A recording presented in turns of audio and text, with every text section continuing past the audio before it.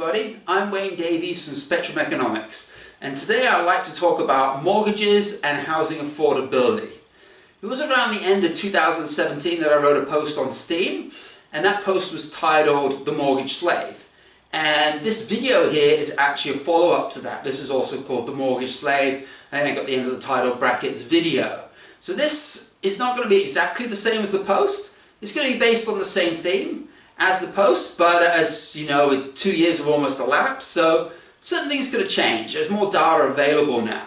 So I'm taking some of the stuff from that post and I'm updating it with some more recent data, and I'm also going a little bit more detailed than I actually did in the original post. So you could say this is a bit of an update to that. Rather than what I tend to do is I'll write the post and maybe a little bit later I'll make a video which is very similar but sort of unpacking it verbally. This time it is a bit more of an update.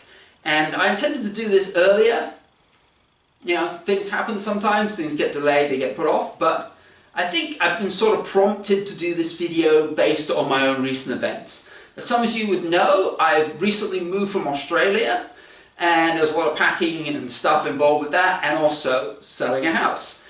And good for me, the house is actually finally sold now. It was on the market for a little while, so I went through that whole selling process. So I'm actually out of the housing market now, so I wouldn't, as you would say, I'm no longer a mortgage slave, but I'm a slave to rent. So you move from one to the other, and I'll be talking about that a little bit more later on, because you talk about the negatives of having a mortgage, but what's even worse, quite possibly even worse, would be actually renting as well, where you're throwing a lot of money as well. So in terms of property, we are a slave in one way or another.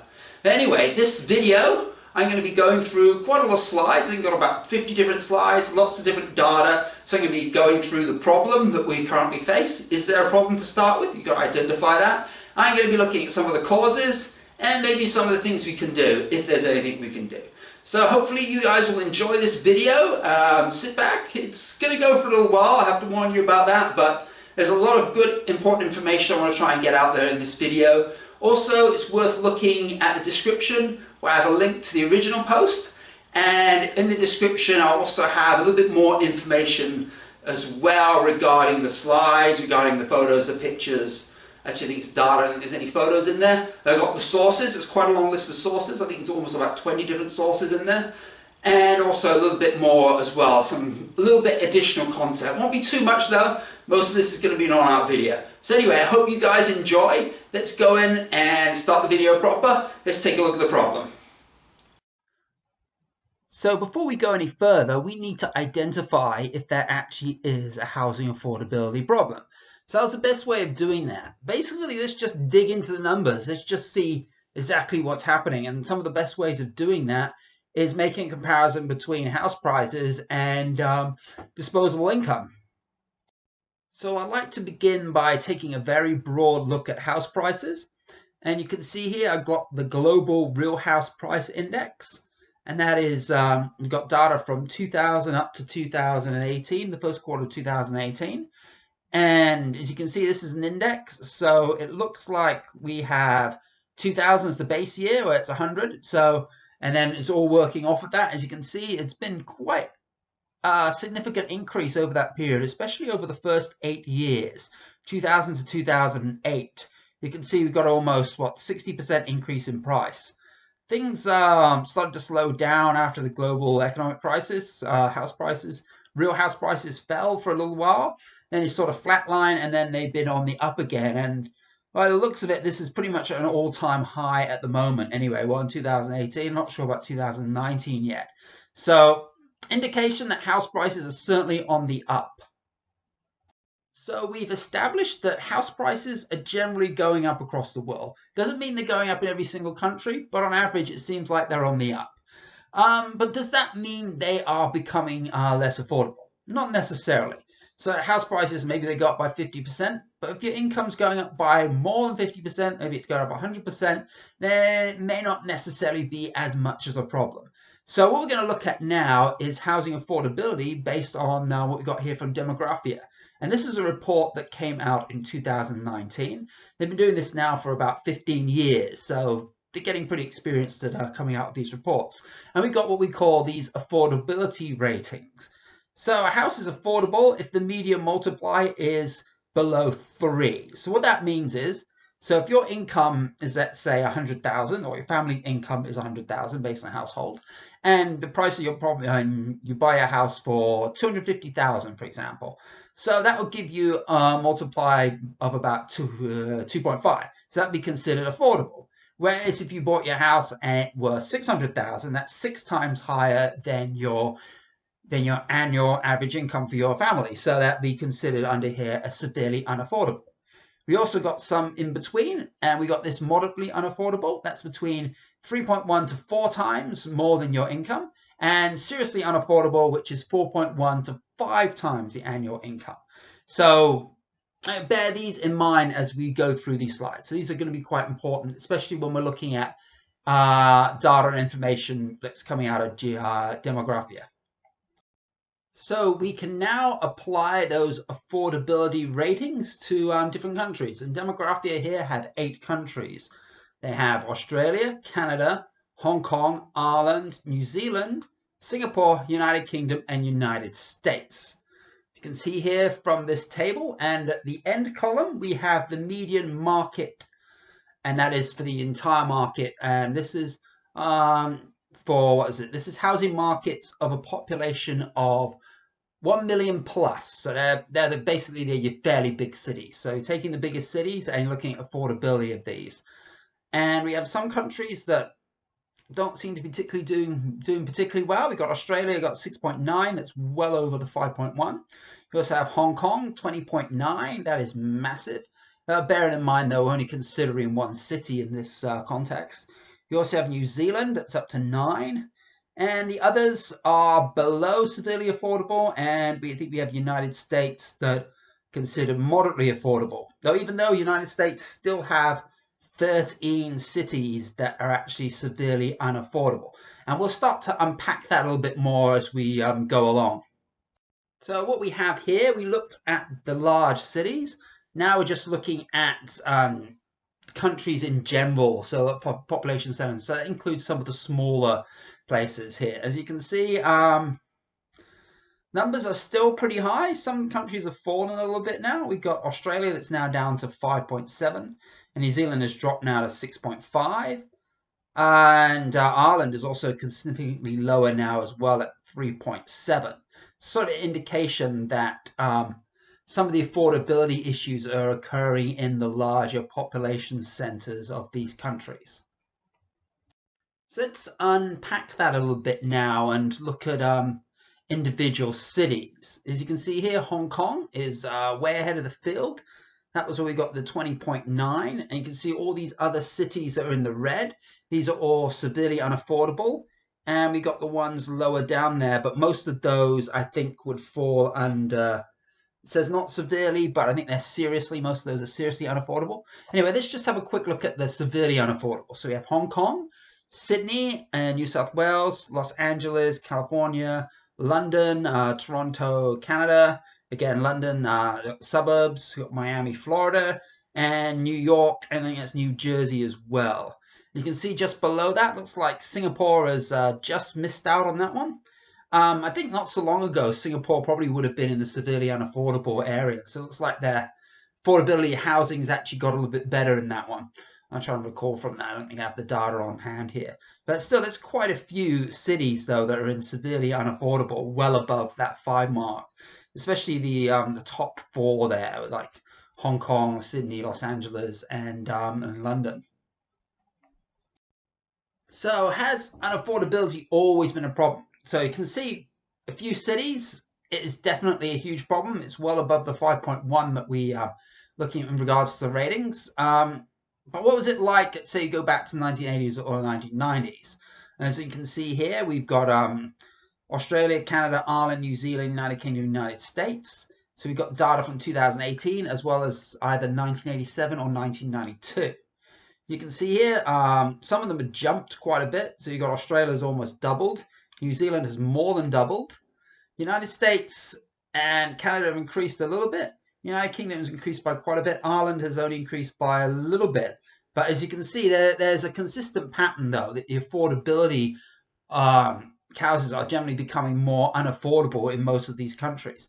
You're basing it on what's this here, house price to income ratios. Here's just another look at that information that I mentioned earlier about affordability. This is in 309 markets, so this is just a graphical view of what we showed before.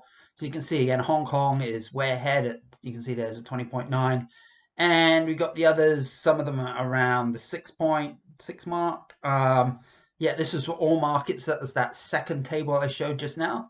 Just so you can have a little look at it in terms of a graph.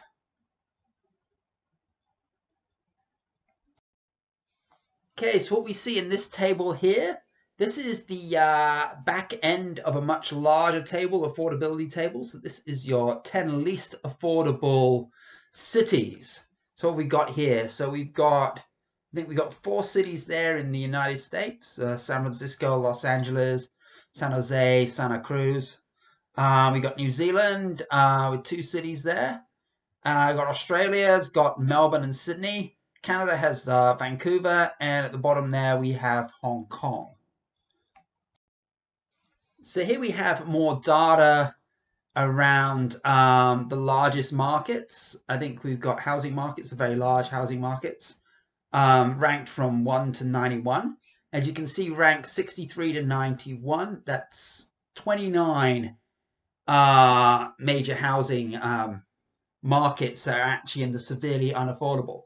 So we got here with the UK, with Birmingham and the Midlands, 5.2, and working all the way through. Got a lot of US cities here. We got Portland, Boston, Denver, New York, Sacramento, Seattle. And then we got the Australian cities. We got Perth, we got Brisbane, Adelaide, and here with the UK on this side we got Bournemouth and Dorset, and we got London. And right at the bottom there are some of the cities I mentioned earlier. So this is a little bit more detail for you just to have a little look at if you want to. So here's the data for all markets. Again, we have a lot in red. Proportionately not as many as the major centers you can see, but we've got a few additions in there. Some of the smaller regional areas also have affordability issues. I'd like to point your attention to 299. See that on the right hand side, 299, rank 299, Australia, Sunshine Coast. That is where I was from when I was in Australia, more or less in Caboolture, which is very close to Sunshine Coast. So as you can see, housing affordability issues in there as well. And also you'd have a look at Brisbane. Brisbane, is it on there somewhere? I think it might have been on the other table, but yeah. And also you got on there 284, that's where my mum was staying. It was Bournemouth, Dorset, so that's at 7.3, also severely unaffordable. Okay, I'd just like to take you away from the demographia stuff for a second. And that's something I like to point out. When you look at different publications, you're going to get different numbers because they have different criteria in terms of how they calculate median prices or how they calculate median wages, stuff like that. So you'll see a few different numbers.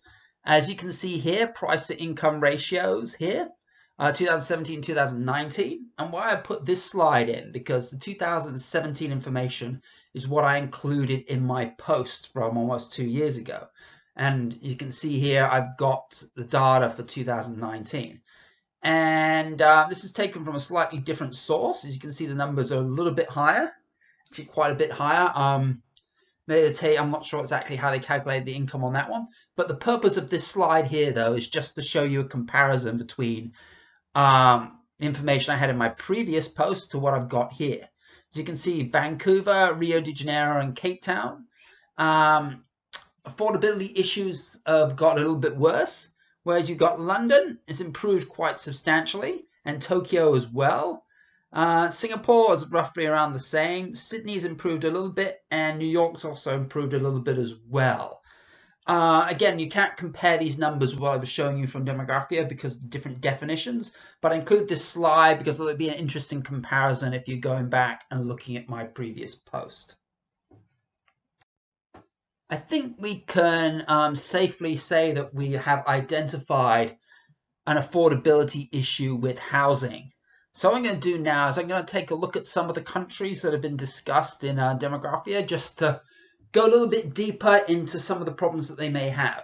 And I like to start off with Australia. Seems to make sense since I just moved from there, just to cover off. And quite a bit of my previous posts also discussed about the Australian housing markets. This graph here takes a look at some of the major cities in Australia. So you can see at the top here, we got the big red line, that is Sydney. And we've got the bottom there, we got Canberra. Just to remember though, this is not looking at house prices, but this is house affordability. So remember, you're dividing the price by the income. So if the incomes are higher, then houses are going to be more affordable. So let's take Sydney, for example. So from around 2011 up to about 2015-16, there's quite a significant jump in affordability. So again, that's indication that house prices have gone up in respect to income. Whereas we got Perth. Perth is actually the highest around 2006. It's actually fallen a little bit and has been sort of flatlining now for like the last 6 or 7 years. So different markets are doing different things, but I'd say the general picture, though, if you go back to 1981 compared to where we are now in 2018, houses are falling under that, sort of becoming more unaffordable. The general trend of that is, anyway. So how is Australia comparing to the rest of the world? So this is a different source of information here that I've been using before, but still it's interesting because I couldn't get the comparisons with the other data, or such a direct comparison anyway for Australia. As you can see, Australia, it is house price per capita income has been increasing definitely compared to the global countries. As you can see here, global are all those countries listed in red there. So this would be taking an average of those. So as I showed you earlier, global is actually on the way up, but the way they may have calculated this being a little bit different. This is per capita income. Previously, it's calculated using median income, so it's a little bit different. But even looking at it in terms of house price per capita income, you can see Australia is increasing. And this is taking us up to around 2018, I think it is. So again, we had that little bit of a drop, I think around 2010, was that 2012, somewhere around there. But generally, it has been increasing. I have another figure here. This is going way back, all the way back to the gold rush of around 1860. And we're looking at Australian mortgage debt to GDP. As you can see, it's been reasonably stable from 1860 up until about 1950. You can see the 20s. It was on the up. Mortgage debt was higher during the 20s, and then it started to drop back down again around World War II. They got the baby boom on the increase, and then after 1990, it's just basically skyrocketed. And we're almost up to now, Australian mortgage debt is almost 100% of the GDP. So that is massive. Where your country's GDP, your gross domestic product, is almost the same as what people owe on their houses. Just to take that in a second, that is a lot of money owed on our house property. Yeah, it is quite shocking. I thought I had to include that here. But you can see, though, the jump has been from 1990. Back in 1990, it was below 20%. So what's that, 4 or 5 times greater? So yeah, that is crazy. Let's have a little look at Canada now, see how they're performing. So have a look at Australia. There's some definite affordability issues that are propped up with house prices on the up, and definitely in respect to income. So does Canada have the same sort of issues, same sort of problems? As with Australia, comparisons over time has been made for the major cities in Canada. So we have data from 2004 to 2018. And you can see the big green line at the top there is Vancouver. Seems to be way ahead of the other Canadian cities. Toronto, though, is starting to climb pretty quickly as well. The other cities seem to be keeping it fairly flat, to be honest with you, comparatively anyway. They have a few increases here and there. They've got a slight trend upwards, but it looks mostly like Vancouver and Toronto is where housing affordability is becoming more of a problem, especially over what we got the last 14 years here. So let's take a closer look then at Vancouver and Toronto, considering they're the two that have housing affordability seems to be a bigger problem. A general standard is considered that you should be paying about 30% of your income on housing. Any more than that, then you're probably paying a bit too much. It's not particularly good. Housing, you'd say, is becoming unaffordable. As you can see here with Vancouver, most of them are well above that 30%. So apartment condominium is not so much above, but again, that's half the income is going on accommodation. Single family detached, it was in detached houses, I believe. Yeah, I'm not sure even know how they're surviving. It's more than 100% of their pre-tax income is going into housing. It seems kind of crazy. Toronto is a little bit better, but not an awful lot. Now let's look at the aggregate figure, shall we? 75.3% of income, whereas Vancouver is 86.9. So both of these are pretty high figures. Quite staggering, to be honest with you, for these two cities anyway. Like I mentioned though, the other cities didn't seem to be as bad, but you dig in a little bit deeper, you definitely see there's a real affordability issue here in these two cities. Let's now take a look at New Zealand. As you remember from earlier on, it seemed like they had quite a bad affordability issue. So let's just take a look and see if it's as bad as it is when we break it down when we look at their cities.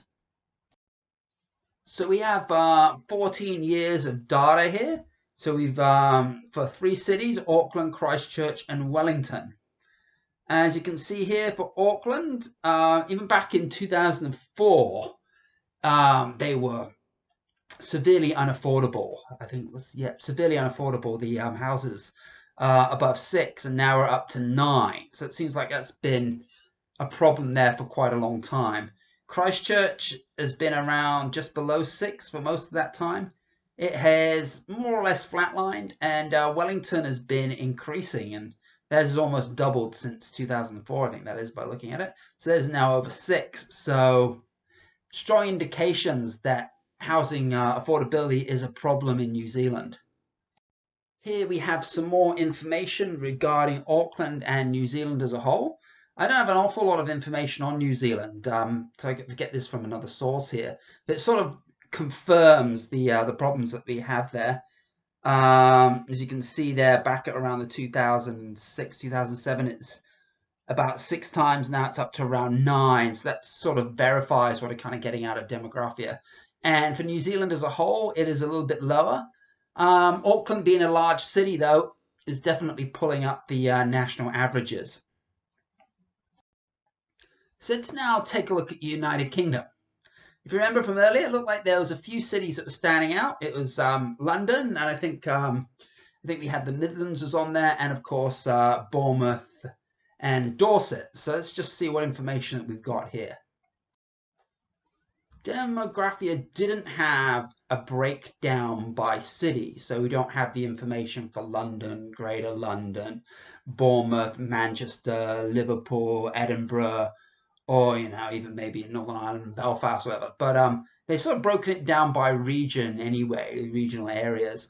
And I had to actually get this out of a spreadsheet and present it. I think we had data going back to like 2002. So for the purpose of this video, I put in 2013, 2018. And as you can see here, generally most of the regions are becoming more and more unaffordable. With London, an exception, and I think from 2017, 2018, has dropped a little bit, and that's sort of consistent to what I presented earlier in regards to London. So it's starting to become a little bit more affordable. Most other parts of the UK, though, is on the up a little bit, not by a lot, though, like over the last year or so. Like London's had quite a climb if you look at 2013, 2017. So it's only 2018 that's a little bit lower. But this is quite interesting, though. You're looking at breaking it down into a little bit more detail. I've also managed to fish out some information regarding to first-time buyers, house price to earnings for various places. So if you look at here, London, again, it's sort of consistent with what we've seen in the other data, even for first home buyers, because first home buyers tend to, you think they'd have lower incomes, but at the same time, they're also looking for less expensive houses as well. But that is a problem I'll be talking about a little bit later in the slide, that having the high prices in terms of actually just getting in the market to begin with is a real problem, because you need to get that money for a deposit, and talk about that as well, and also how that how that problem's actually been escalated even further. Have some more information here from the Independent. So this is just supporting stuff I covered under demographia. This is for UK prices as a whole. As you can see, from 2002 to 2018, the trend is definitely up. Again, affordability is still based on the 5.1. It's been above the 5.1 since 2002, but it's well above it now in 2018. Before I move on to the United States, I thought I'd just make this comparison between these two graphs here. So you have the graph on the right, which is UK base rates, that is of central bank, basically your interest rates, and we got on the left mortgage payments as percentage of income. As you can see, since 1979, the interest rates have generally been going down. So you would expect mortgage payment as percentage of income to be dropping as well. But you take a look, it actually has been kind of up and down. So should we take a look from 1995, where we got down to, where is that, 1996, which is below 20%, and whereas 2006 it's over 50%.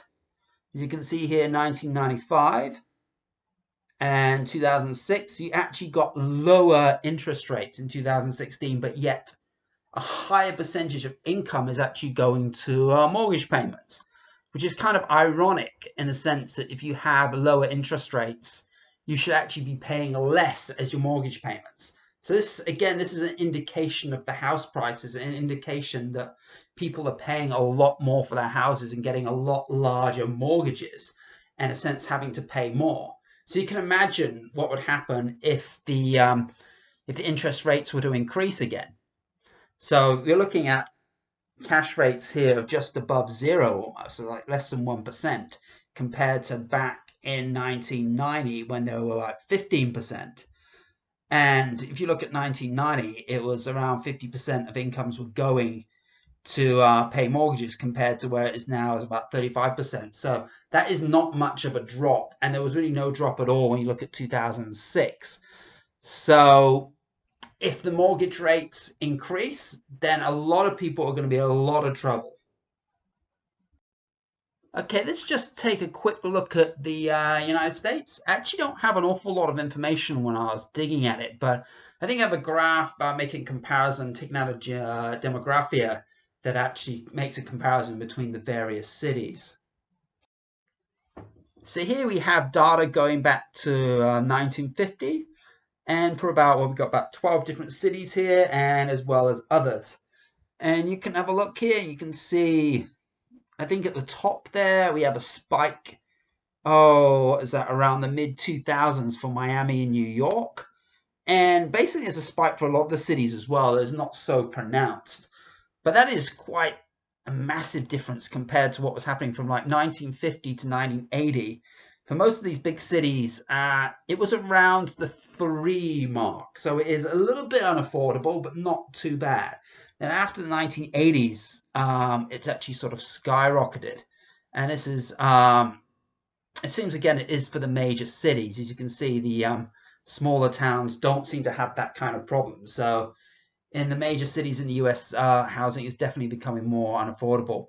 I think Los Angeles is in there as well. If I recall from other data I got, California as being quite a problem area in terms of house prices in respect to income.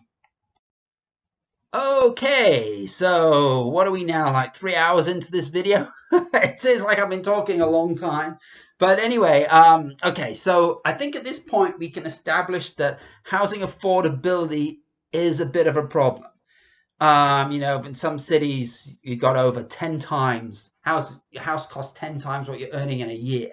So that is a problem, and I think we sort of supported that with historical data. We looked at a lot of different cities in quite a few different countries.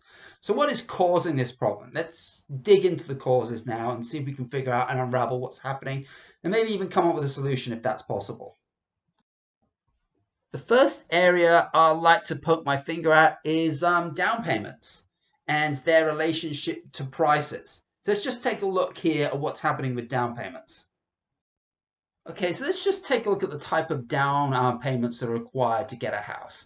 And these schemes here have been taken from the United States, I believe. And many people are thinking for down payment for a house, like 20%. We've got 6 schemes here, actually significantly lower than that. And you got 2 of them are actually 0% down payment. So basically, if you meet the criteria of this alone, you don't have to pay any money down, and you're just paying back the whole amount based on the scheme and certain payments that you have. Basically, that allows access to a lot of people to that housing market. Interesting? I'll explain more a little bit later. So there is definitely the possibility of paying a very low down payment. But does that actually happen? Well, I've got data here to suggest that it actually does. And this is again from the United States. The average down payment is only 10%. And for a first home buyer, it's only 4%.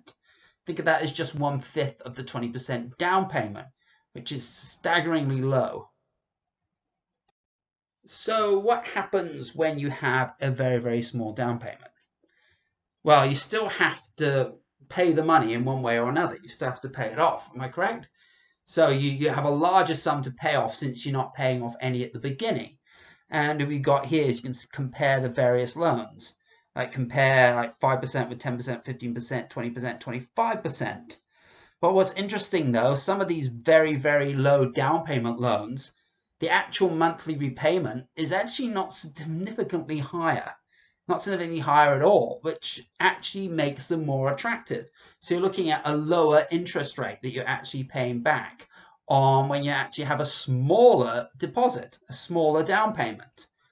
This is an example here of a $300,000 home. So if you go with, for example, a USDA loan, 0% down payment, you're only paying $2,000 a month on that, compared to someone who's paid 25% and they are just paying $500 less. So it's not a massive amount less, even though they put a lot of money down up front. So this is going to attract people to not put down payments down. It's going to attract people to basically getting the whole thing as a loan because they're getting it relatively cheaper. Here I have some more information in regards to down payments.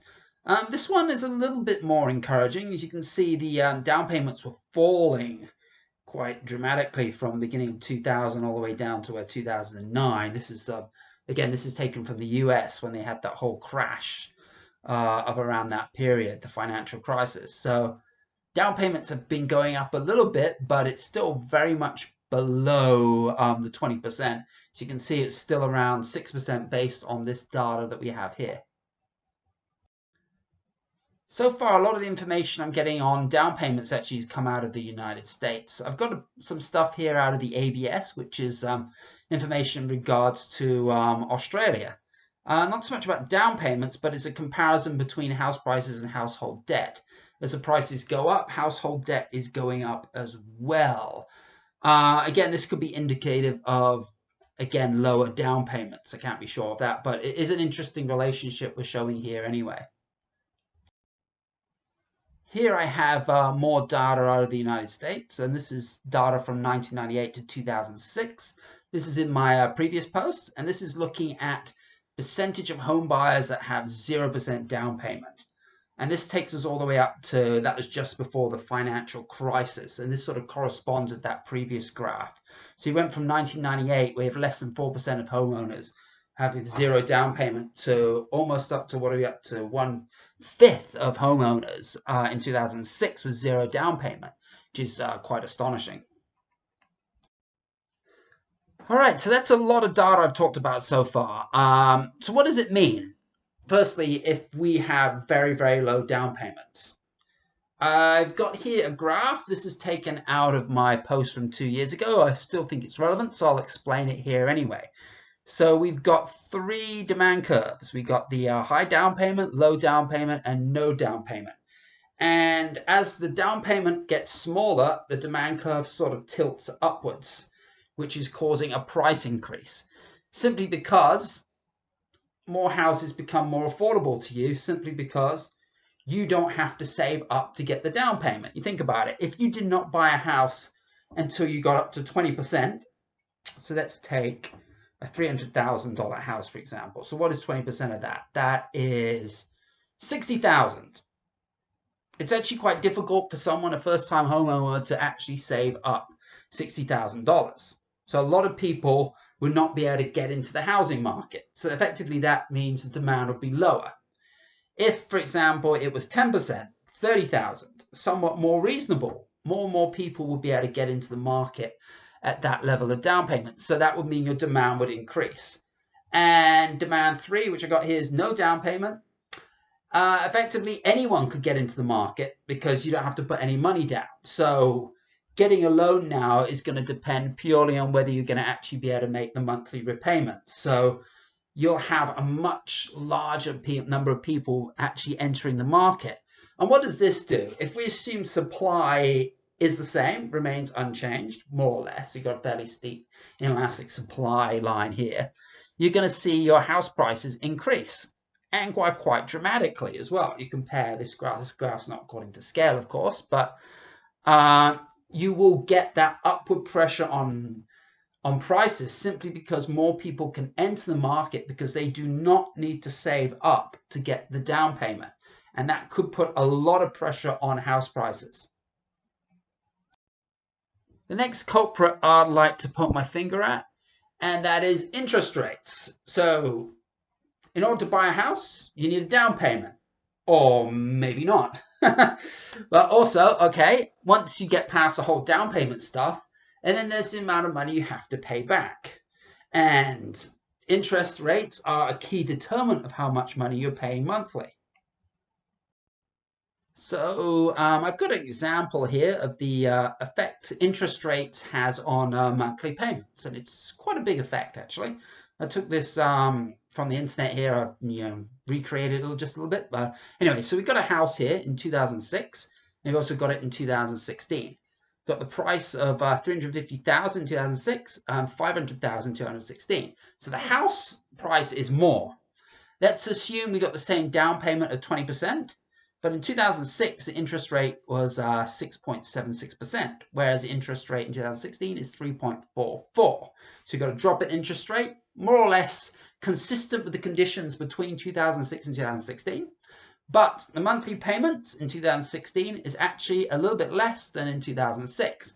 So in 2006, we got a monthly payment of $1,817.94, whereas 2016, it's $1,782.81.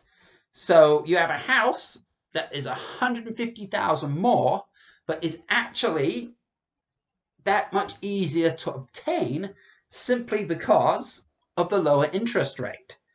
So the house has and it hasn't become more affordable. It's become more affordable in the sense that the payments are less because of lower interest rates, but you've actually got a higher price in relation to your income. Let's revisit Australia again, and let's just have a look at the Australian median house price from 1986 to end of 2017, and also the home loan interest rate. As you can see here, interest rates have been more or less dropping pretty much consistently for that entire period. We had a slight increase, we got beginning of the 2000s, and then it's sort of fallen, and it's sort of started to flatline a little bit again. But the general relationship, though, is an inverse one. As interest rates have been increasing, so as interest rates have been falling, house prices have been increasing. And even during that period where interest rates started to rise, house prices actually were increasing at a slower rate. So you can see actually just from this graph, quite a strong relationship between interest rates and house prices. I have another example here from Sweden, and we're pretty much seeing the exact same thing. In fact, here it's even more apparent. So we got this lighter blue line. This is the mortgage rate, your interest rates on the decrease, consistently decreasing from 96 to 2016. And we got here the darker blue line, and you got your house prices. So there was a period, a very short period, we got 2007, 2008, and 2010 to 2012, where interest rates increased a little bit. And during that period, which is the only period, house prices were actually not increasing.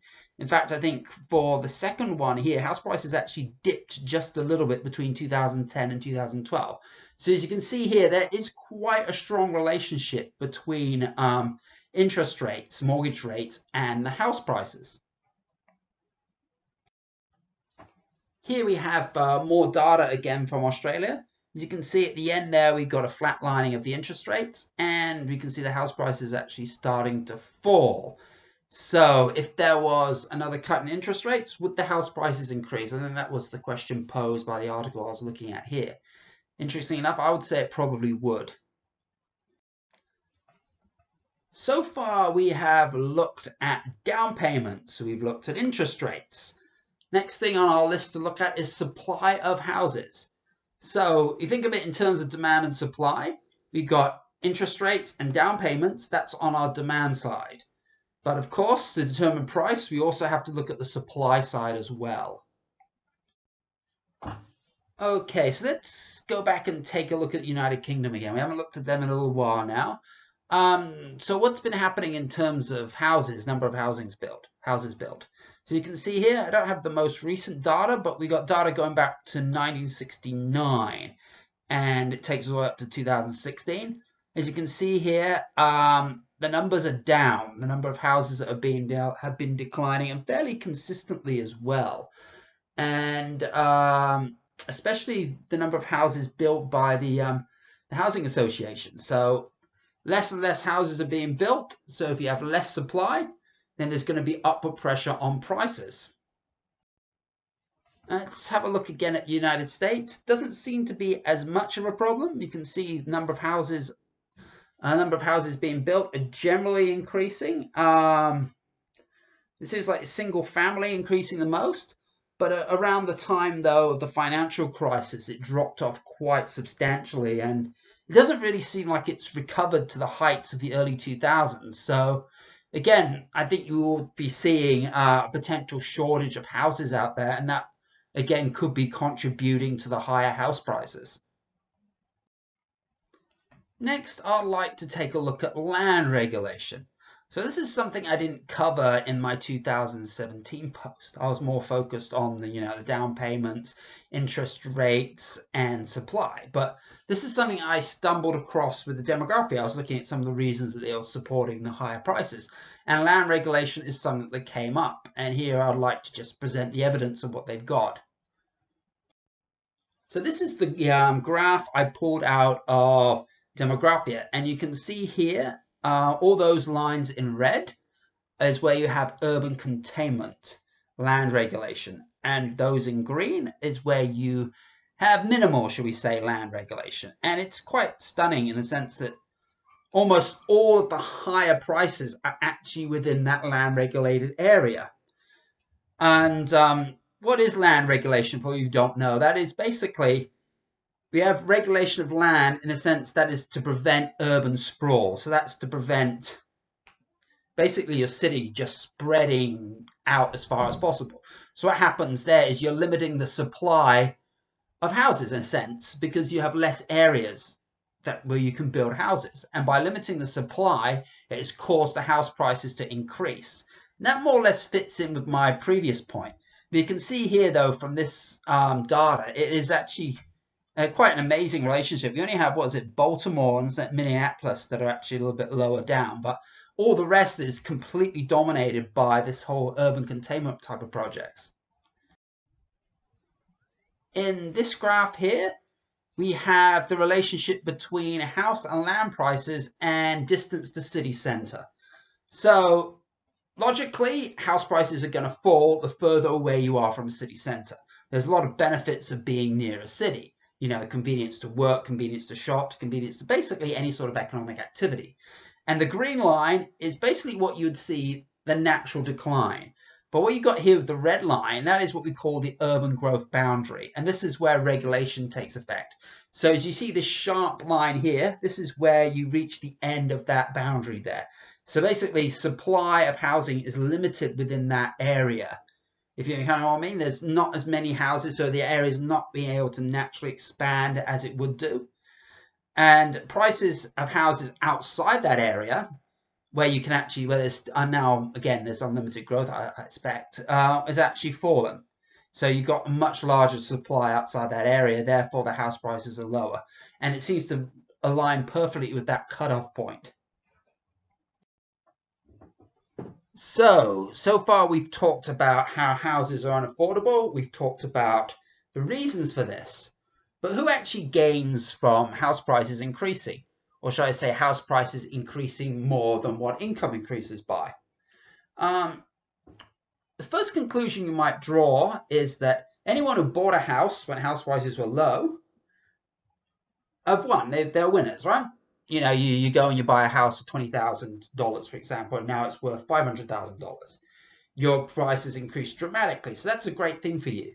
But if you only own the one house, that's not necessarily such a great thing, simply because you're going to have to live somewhere. So if you sell your house, you're going to need to take that money that you got from selling it, you need to go and buy another house. So that money is basically tied up within housing. The only way you would benefit is if you were to get out of the housing market and maybe shift to rented, for example. But the higher house prices have also caused higher rented prices as well. So you may not seem to be as much of a winner as you may initially appear to be. So buying a house when the prices are lower and then selling it when they're higher, just simply to then just buy another house, is not a particularly great benefit. But if you were to buy many houses, then you'd keep the house that you're living in, and then you'd be renting out these other houses, and then these other houses are increasing in price this whole time. That could actually be quite profitable. And the fact that if many people believe that house prices are going to continuously increase, then that then stimulates demand for investment properties. And that stimulation in demand is going to further push up house prices and further increase profits of people that have bought many, many different houses. But that is basically perpetuating the problems that I discussed earlier. Let's go back to the Australian example. And what we've got here is we've got owner-occupied houses and investment houses. As you can see here, there was a point here from 2005 to 2015. The number of investment properties were increasing. Well, the amount of value, should I say, mortgages, investment properties was increasing by quite a bit. I think it's almost tripled, whereas home ownership has not even doubled. So when you reached up to 2015, more and more people are buying because the house prices go up, and it appears to be a good investment. You know, you buy low, you sell high. But you can see from 2015 onwards, that trend has been somewhat reversed, whereas home ownership has more or less been keeping the same. So you've got a reduction in demand there, and that could then contribute to why the Australian housing market is actually starting to cool down. But if you bought your investment property 20, 30 years ago and you're selling it at that point, or if you actually paid it off at that point, so there's less money being paid on mortgages, you would have made a lot of money. But whereas someone comes in when the prices are high, thinking they're going to continuously increase, may have a problem if the house prices do not increase, and then they're struggling to cover their costs. And it becomes an even bigger problem if they're unable to rent out their properties anymore, and therefore not able to cover their mortgages. So you can see it's actually a huge gamble. But as long as the house prices are increasing, everything seems great. As long as you're able to rent out your property, and you're able to cover as much of the mortgage as possible, then you're in for a good time. Big winners in terms of higher house prices. So we talked about people who bought multiple houses when the house prices were lower and then they were selling high. That's great. But how about the banks? And that is probably the biggest question we put out there altogether, is the banks. Because the banks are the ones offering these low down payments. The banks are using the low interest rates to encourage more people to borrow from them. As you can see here, what's happening is debt's increasing. Profits of banks are increasing. So there's almost a direct relationship between profits and debt. The more money people owe banks, the higher the mortgages, the greater the profitability of the banks. So therefore, there is incentive to actually maintain these low down payments, which are controlled by the banks, and of course, the interest rates as well. So we have another graph here of US banks. So again, we can see that they've been very, very profitable. Just one period there around the financial crisis, they lost money. But as you can see, At the moment, they're what? 2017 here had an all-time high of $171 billion. So the banks are making a lot of money. And when things went pear-shaped, even then, the amount of money they lost compared to the profits they made in previous years is very, very small. And that starts to happen when people start to default on their loans. And I also suspect that something like this is probably going to happen sometime again in the near future. So it'll be interesting. And, if things repeat themselves, or history repeats itself, banks will then be back profitable again after that period as well. So how does bank profitability relink directly to mortgages? So we talked about debt and making money out of debt, but mortgages in particular, and we've got this graph here. This is not a particularly recent one. I got a more recent one coming up in a moment. This is from 1981 to 2010.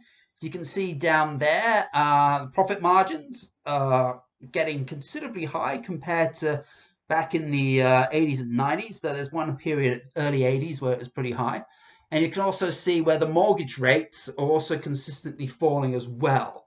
So the lower the interest rates, the higher the profits, it appears anyway, from this data, which leads us up to 2010. However, and this is a big however, so you've got more recent data. I didn't have this in my previous post, but from 2014 to 2018, profits from mortgages are actually starting to fall a little bit. As you can see, actually quite a bit. If you look at that, profit margins from almost 60% down to around about 10%. So this is interesting in the sense that banks will always do what's profitable to them. So if mortgages are no longer profitable, they will tend to move on to different areas. So they may not be so inclined to give those low down payments as they did previously. And in that case, what could that happen to the housing market? We could see a potential crash just based on these actions alone, where the banks feel less inclined to want mortgages anymore. Right, now let's take a look at the losers. So as houses become more and more unaffordable, the prices keep increasing and increasing much higher than what your median wages are. So who loses out of this? And I know this seems fairly obvious, but since I mentioned the winners, I feel I need to talk about the losers as well, though it has been more or less implied throughout this whole video so far. Right, so our first lot of losers, you can see here from our graph, are people who are young, born in the 90s, born in the 80s. Look at in terms of homeown percentage. So you got born in 1990, so that puts you around, what, 25? Is that so this must be, yeah, this is from 2015. So at 25 years old, not many people actually own their own house. People born in the 80s, even that, it's still below 50%.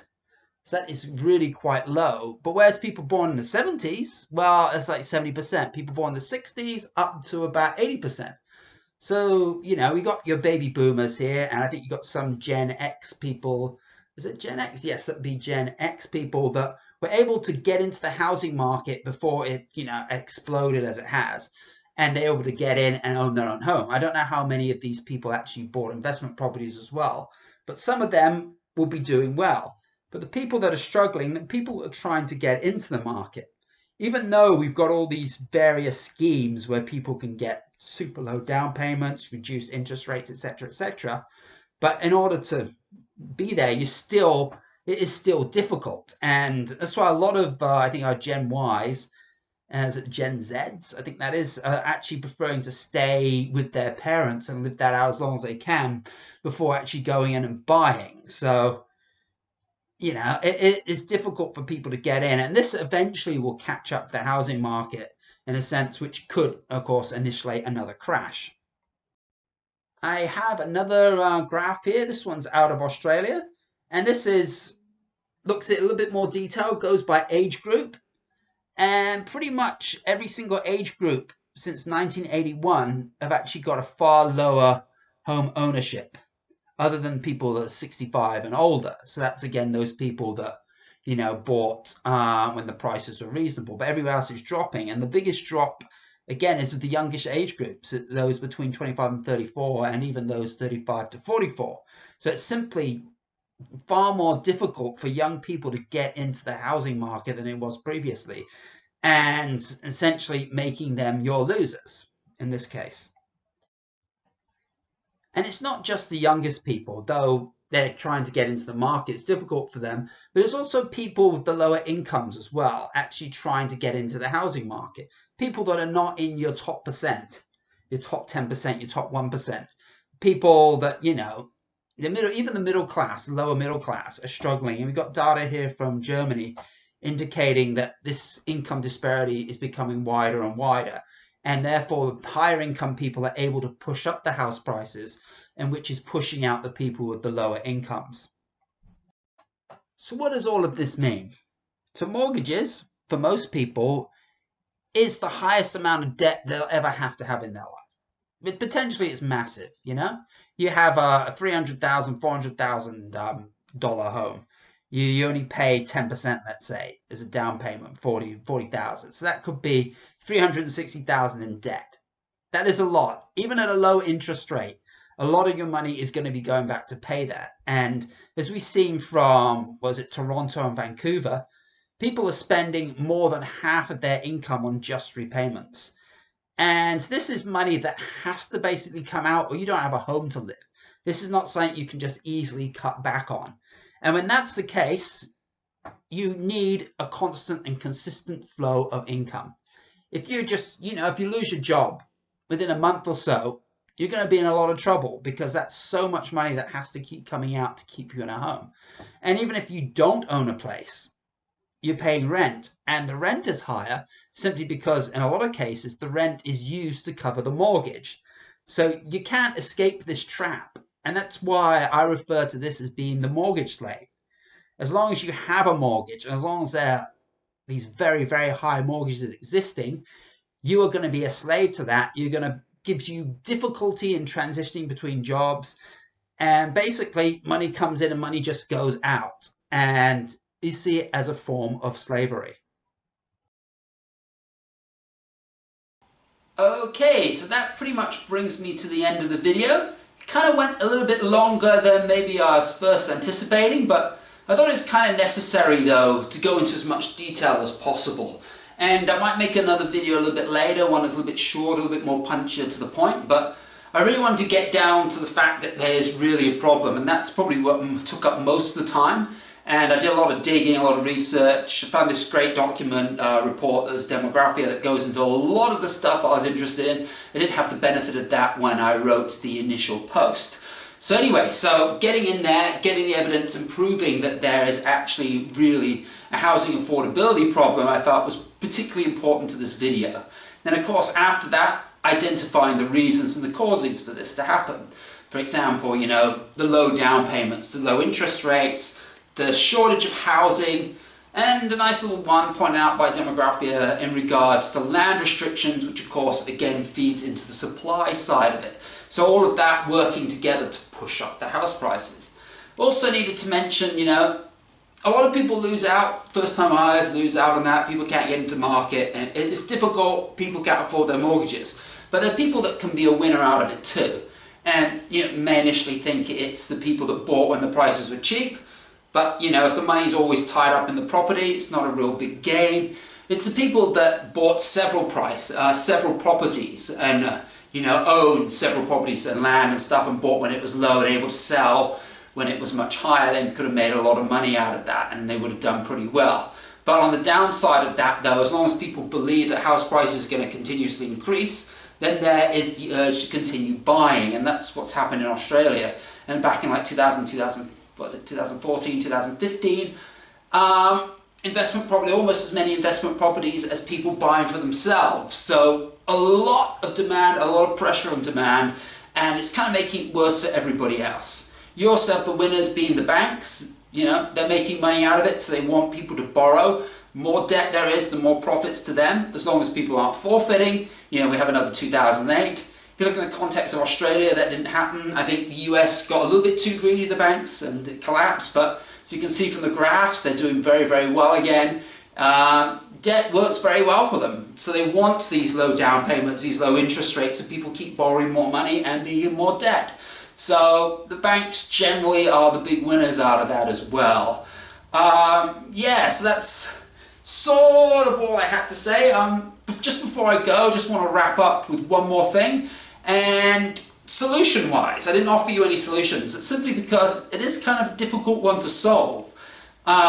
You got to live somewhere. You're either in rented. I feel that's almost like you're throwing money away, and mortgages are pushing rented as well, because normally you're paying rent to someone who has a mortgage, and that just keeps pushing the prices up. Getting a mortgage is then almost a necessity, but house prices are so high, you could end up with a low down payment. So it is a bit of a lose-lose. It's, you know, if you're coming to the market now, it's difficult. As I mentioned, I just sold in Australia. That was hell in its own right, that's another story.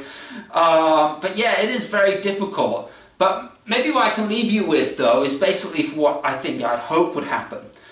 I don't want house prices to continue increasing, because you're just perpetuating the problem. The opposite is for them to crash, and that is particularly tough. House prices crash, people lose their homes, basically, you know. It is, because it's generally your whole economy is sort of going downhill at the time, and on that basis, it's not particularly good, and you end up owing more money than what your property's worth. If you can ride the storm, you know, it's okay, but then that, of course, riding the storm involves the house prices going back up again. So a crash is tough. It's a potential solution in the long run, but in the short run, it's probably going to be too painful. So personally, if I wanted to see something, it would be for house prices to stay fairly constant, and maybe for a very long time. It's a solution that's going to be tough on people for many, many years, but at least it will discourage people buying investment properties and making money that way, and that's going to lower the demand and not going to just keep that cycle of endless prices going up all the time. As long as the interest rates are still low, they could go up, and that becomes then very risky. People were surviving at 15% interest rates. People probably wouldn't survive even at 5 or 6% interest rates the way things are. So there's a lot of risk in having very, very high house prices and a very high amount of debt. So personally, like I said, I'd like to see maybe the house prices sort of evening out for maybe in the long run, and of course incomes eventually catching up to that rather than seeing it crash that way. But all this is going to take a long time. It's kind of a pickle that we've got ourselves stuck in, and it's a pickle simply in a way because the banks have been greedy and they want to make as much money as possible. If loans weren't so easy to obtain, if people couldn't just go in there and just get a property, such little down payments, the prices wouldn't have got that high in the first place, and people wouldn't have to be in this situation anyway. But anyway, that is pretty much end of my video. Thank you for watching. If you survived to this point, well done, kudos to you. You can see my other content on Steam and Steemit. You can watch my videos on YouTube. I've got a lot of videos there. And I'm now on ThreeSpeak, and hopefully you're watching this video on ThreeSpeak right now. I only have one other video on there at the moment. It's a very new platform. It's a very exciting new platform. I'm very excited about it because I can get my content and I can actually earn something out of it, which I can't do on YouTube. Probably never will, but that's the way it is. Anyway, thank you for watching and have a great day.